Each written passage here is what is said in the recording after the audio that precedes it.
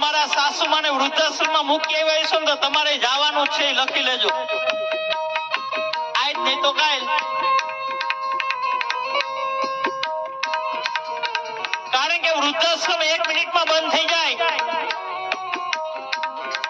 વૃદ્ધાશ્રમ ખાલી 1 જ મિનિટમાં માતાઓ બંધ થઈ જાય. કે આ સમાજની અંદર નવો કાયદો આવી જાય ને, મારી વાત સાચી લાગે ને તો મને તાળીઓથી વધાવી લેજો. કે આ સમાજની અંદર નવો કાયદો આવી જાય કે જે ઘરની અંદર મા બાપ દુખી હોય,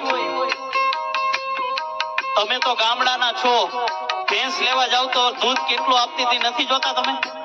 આગળ પેલા કેટલું આપતી હતી, એની પેલા કેટલું આપતી હતી. તો જે ઘરની અંદર મા બાપ દુખી હોય